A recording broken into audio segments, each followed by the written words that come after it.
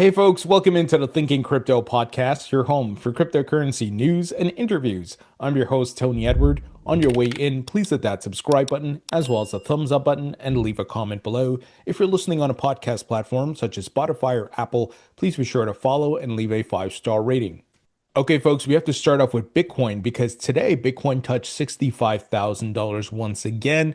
So we continue to see upward momentum here for Bitcoin, even though it's been really slow and there's been a lot of volatility due to the Iran war escalation and much more. But as we've been tracking, the MACD on the daily chart shows the bulls are in full control and the RSI still has room to run before it becomes overbought.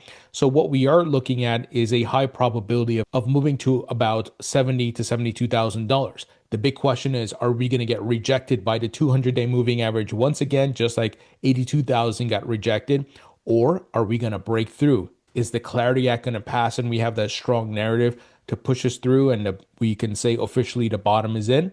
We shall see. These are things that we need confirmation on and we have to be patient. Nevertheless, I'm personally accumulating because I believe we're in the bottom zone. I don't know what the exact bottom is going to be. It may already be in, but I don't know that for sure because no one has a crystal ball, but we do have the metrics and the signals, and we do have to let them play out to show us and give us the confirmation. And on the weekly chart, we've been tracking the bullish divergence that's forming. That looks very, very bullish. Although it has to be noted that in a bullish divergence, you could still have the price dip to lower lows. So the big question is, has this bullish divergence complete? Because there is a time factor here where it's completed and we're turning the corner and the bottom is officially in. That's, again, another thing we have to wait and see. And also on the weekly, the MACD is about to flip bullish. So bears are losing momentum. So this is a very good sign. And as we've also been tracking the USDT stablecoin dominance, that is forming a bearish divergence. So you have the inverse confirmation as well. So things are looking good here. And again, continue to be patient. Another positive signal, and it was actually highlighted by Tom Lee of Fundstrat. He highlighted the ETH Bitcoin chart that it is breaking out of the resistance zone. So this is really, really good for the entire altcoin market.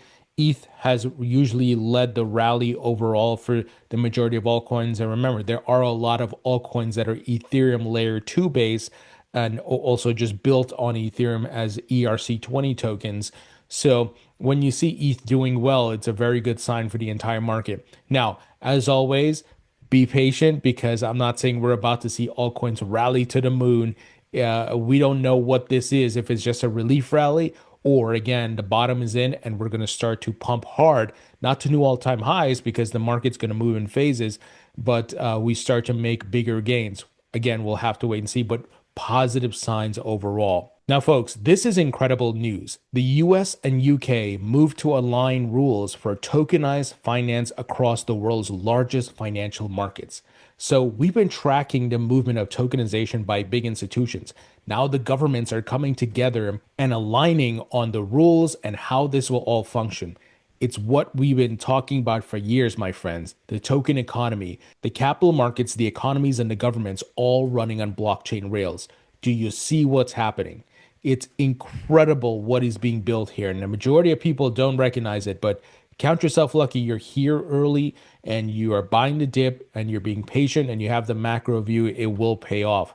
So the United States and the United Kingdom have laid out a plan to make it easier for tokenized financial products to move between their markets, signaling that both governments want blockchain-based finance to become a bigger part of mainstream capital markets. Released Tuesday by the U.S. Department of Treasury and HM Treasury, the recommendations from the Transatlantic Task Force for Markets of the Future focus on reducing regulatory friction that could slow the growth of tokenized securities, stablecoins, and other digital assets operating across both countries. The report sets out 10 recommendations covering digital assets and traditional capital markets. On the digital asset side, governments propose creating an industry-led working group to test cross-border tokenization projects, coordinate the regulation of tokenized securities, and support the development of cross-border stablecoins. They also want to review global banking standards, for crypto assets and build policy frameworks that allow stablecoins, tokenized bank deposits, and other forms of digital money to coexist. My friends, send this to a crypto skeptic. Show them what the governments are doing, preparing for a world running on blockchain rails. Because even their AI agents will be using blockchain and crypto. Even their humanoid robots will be doing that. Blockchain is going to be used to help police all these things as well. So incredible what is being built. I'm so bullish. And again, I know the market's down. We've been in a bear market, right? There's no way around that. But bear markets don't last forever. And we're going to turn the corner and go back into a bull market, and all these things will be priced in.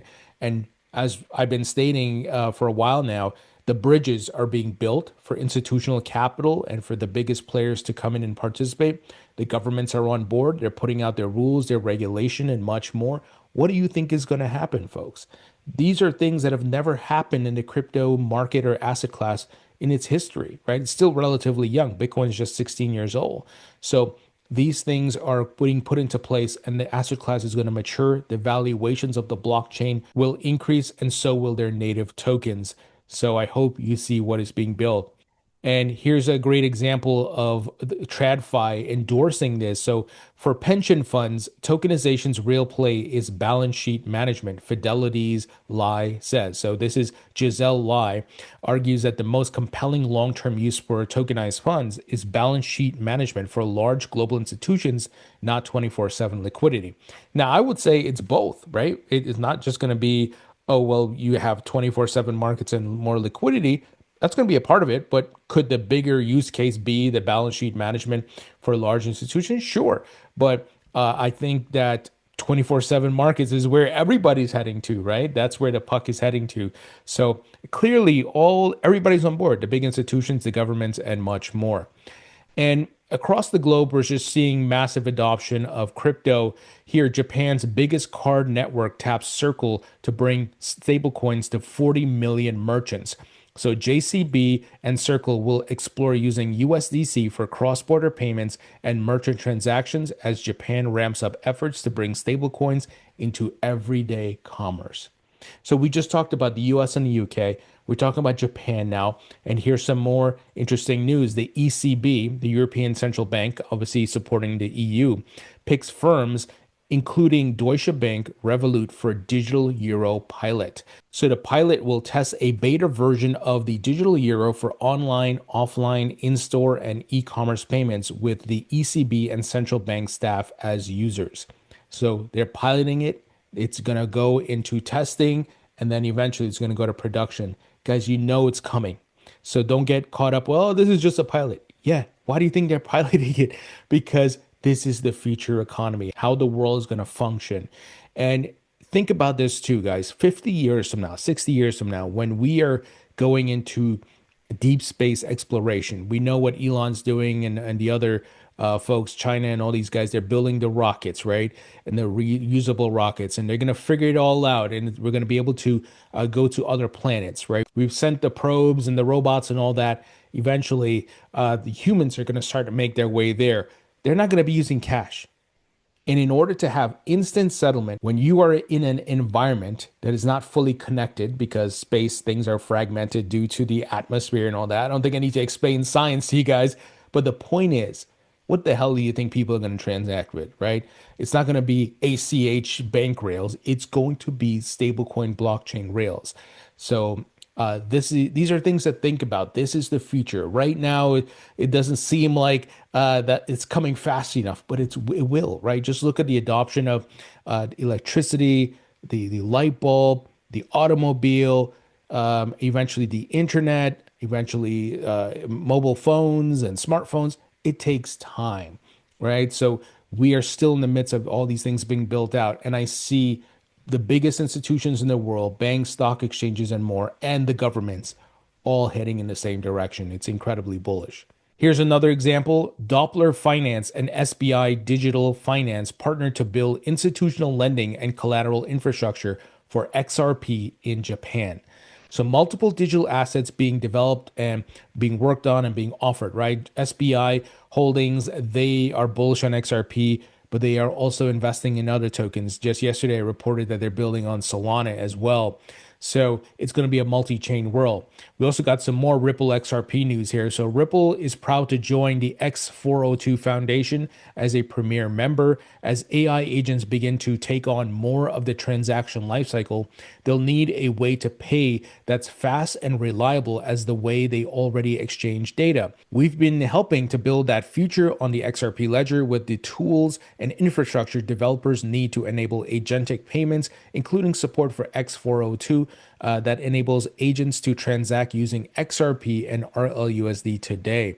They said, we're looking forward to contributing to the foundation's technical and governance work as we help advance open standards for the next generation of internet native payments. Incredible what's being built, folks. I'm blown away. And the folks at Ripple and XRP doing some incredible things here. So this is awesome news if you're an XRP token holder. Folks, quick word from our sponsor. This episode is brought to you by Go Mining. Go Mining is the all-in-one Bitcoin app that makes it simple and secure to earn, use, and benefit from Bitcoin every day. Bitcoin is the future of money, and Go Mining brings the future into the present, regardless of your country, income, or level of knowledge. The app brings together a growing ecosystem of Bitcoin products. This, of course, includes mining, which is the core of Go Mining's business. Traditional Bitcoin mining usually requires buying expensive equipment, managing electricity and maintenance, and setting up technical infrastructure. Go Mining removes this complexity. Instead of running hardware at home, users can access real mining infrastructure located in professional data centers through the app. Now, it's important to distinguish that Go Mining is not a cloud mining app. All mining power is backed by real equipment in their data centers. And you can verify this yourself directly in the app. They also offer what's called mining wars. So this is a competitive mining game where users can battle for greater rewards. So it gives you another option to be able to earn and makes it a bit fun as well. In addition, they offer a great crypto wallet, a built-in crypto wallet to store, deposit, withdraw, and convert supported assets directly in the app. And it's easy to manage your Go Mining initiatives within their dashboard where you can view your rewards and all the mining activities that are taking place. And they also have a great academy that helps you to get started and answers all your questions with courses, guidelines, and much, much more. So you have to check out Go Mining. Go to the link in the description to learn more. All right, let's move ahead because we got major updates around the Clarity Act. So time is, of course, of the essence, and we have 24 days to pass the Clarity Act before summer recess.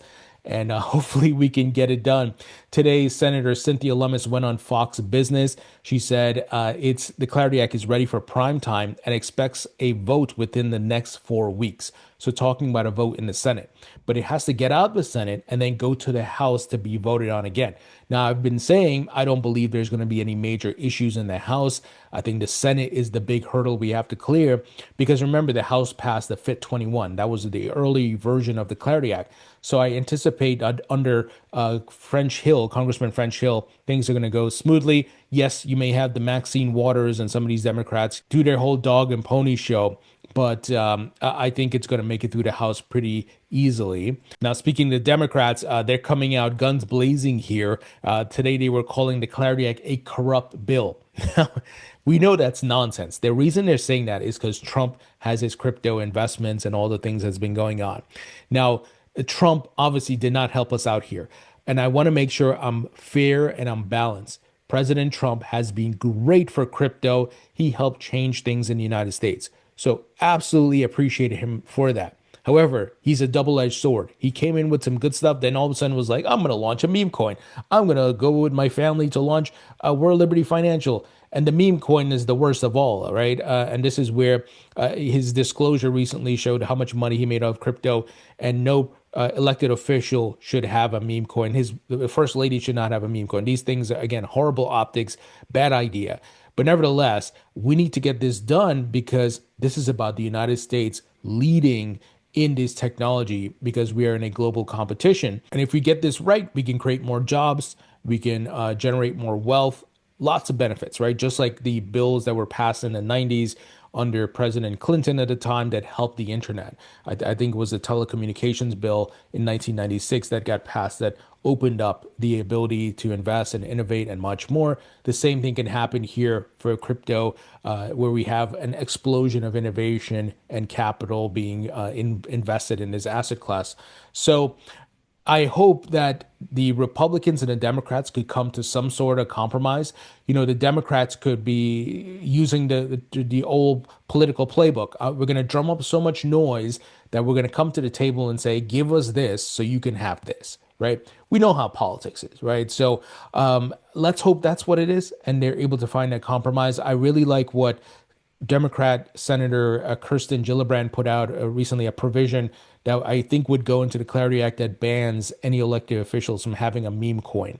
Now, the problem is there's a larger ethics issue. This is not a crypto is very small as far as Congress members investing in things that they shouldn't be. They have insider information, so they're investing in stocks. Pelosi was a great example of that. And look, it's both Democrats and Republicans doing it. So we need to have a larger ethics bill that addresses all asset classes. But unfortunately, crypto is very politicized, and because Donald Trump has invested in crypto and launched his meme coin, again, that does not help us. And I wish he didn't do that, but it is what it is, and we got to get this bill done. Another factor we need to take into consideration, and I don't necessarily think this is a bad thing, but the optics are not great. Patrick Witt, the White House crypto advisor, he's about to leave office, but it's not because he's quitting. He actually is going to be taking a military leave. He's going to be training apparently in the Army National Guard, or the JAG training. So this was something he put in for a long time ago, and he actually delayed leaving the job because he was trying to get things done with the Clarity Act. But obviously, it's not great timing, right? And again, I don't think this is going to be a roadblock because he's been doing some great work.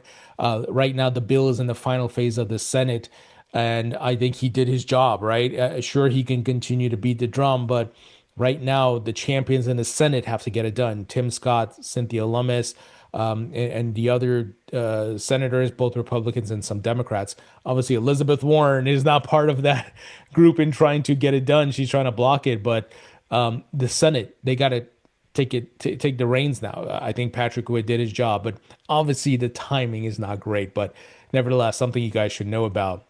Now, moving ahead, Fed Chair Kevin Warsh today testified before the House, and some of the things he said were interesting that you guys should know about. He said the Fed should stay out of the bailout business, including for crypto. Now, I agree with him in principle, but unfortunately, reality, we saw what happened in 2008. The banks have gotten so big. They're so tied into the Fed. They've lobbied the hell out of Congress to get away with a lot of things that if they do fail, unfortunately, the Fed has to step in because they've gotten too big. And it's been really hard to rein them in, right? You see how they're fighting crypto. And look, I don't think crypto should get a bailout. I think the free market needs to play out here. But unfortunately, we've entered what many would call the crony capitalism phase, and some of the free market has been withered away. But nevertheless, that's a whole other conversation. I agree with him in principle, but we shall see. The other thing he said is that the Fed is racing to put out the Genius Act rules by Saturday. So interesting. There's some urgency here. We know the Genius Act is law, but it's being implemented, right? There's things being rolled out and pushed out. So each agency has to put out their own rules. So the Fed is doing their thing. So we'll see what they come out with. But again, crypto's here to stay. It's not going away. Don't get dismayed. Don't get depressed by the prices. I know it sucks. Look, I haven't looked at my portfolio for a while now because it is painful. And I've been here since 2016, but I know it's all cyclical, and we are still relatively early. I mean, look at this. We're at the cusp of getting legislation, right? And it's happening across the globe. So your patience will be rewarded, folks. Just have that macro view. Folks, that's the news. Let me know what you think. Leave your thoughts and comments below. Hit the thumbs up button. Subscribe if you haven't as yet. Support the podcast by subscribing to my free email newsletter on Substack. It is 100% free. Doesn't cost you anything. Grab a copy of my book on Amazon. It's available in paperback and digital. And check out my course at mycryptocourse.com. This is a comprehensive course that teaches you everything you need to know about crypto. Right now, we have a huge sale going on. Get 50% off the price of the course by using the code BEAR, BEAR at checkout. Now that discount's not going to last forever. As soon as we turn out of the bear market into the bull, that discount's going away. So take advantage of it, guys. And it's a comprehensive course that's packed with tons of value. So check it out. Go to mycryptocourse.com. All the links will be in the description. Folks, thank you so much for tuning in. I appreciate you all, and I'll talk to you all later.